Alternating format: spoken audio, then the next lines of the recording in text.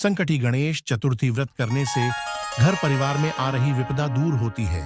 कई दिनों से रुके मांगलिक कार्य संपन्न होते हैं तथा भगवान श्री गणेश की असीम सुखों की प्राप्ति करते हैं। माह की किसी भी चतुर्थी के दिन भगवान श्री गणेश की पूजा के दौरान संकटी गणेश चतुर्थी व्रत की कथा पढ़ने अथवा सुनना जरूरी होता है। गणेश कथा के अनुसार एक बार देवता कई विपदाओं में घिरे थे।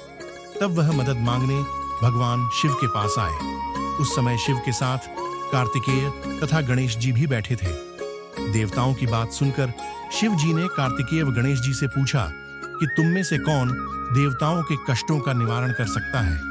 तब कार्तिकेय व गणेश जी दोनों ने ही स्वयं को इस कार्य के लिए सक्षम बताया।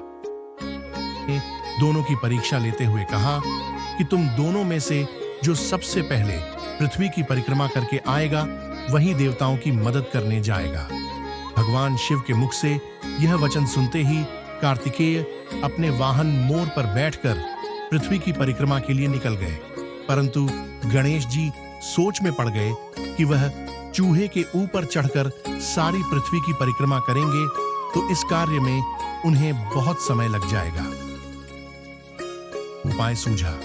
गणेश अपने स्थान से उठे और अपने माता पिता की 7 बार परिक्रमा करके वापस बैठ गए। परिक्रमा करके लौटने पर कार्तिकेय स्वयं को विजेता बताने लगे। तब शिव जी ने श्री गणेश से पृथ्वी की परिक्रमा न करने का कारण पूछा। तब गणेश ने कहा, माता पिता के चरणों में ही समस्त लोक हैं। यह सुनकर भगवान शिव ने गणेश जी को देवताओं के संकट दूर कर।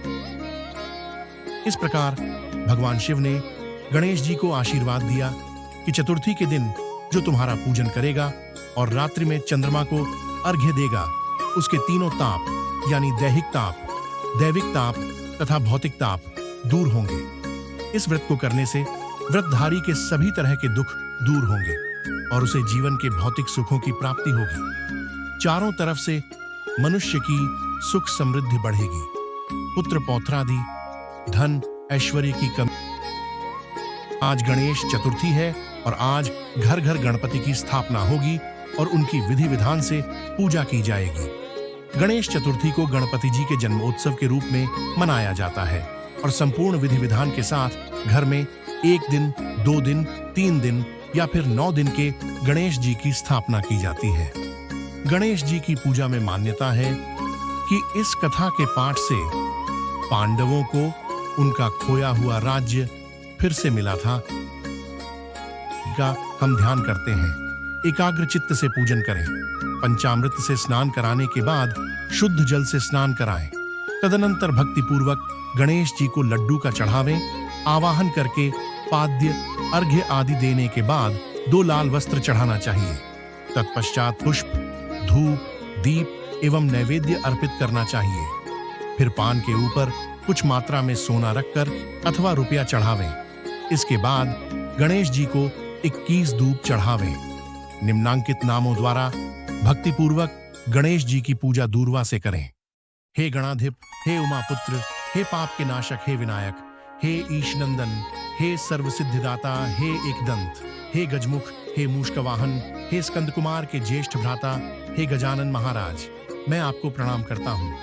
रोली, पुष्प एवं अक्षत के साथ 2-2 दूब लेकर प्रत्येक नाम का उच्चारण करते हुए अलग अलग नामों से दूब अर्पित करें।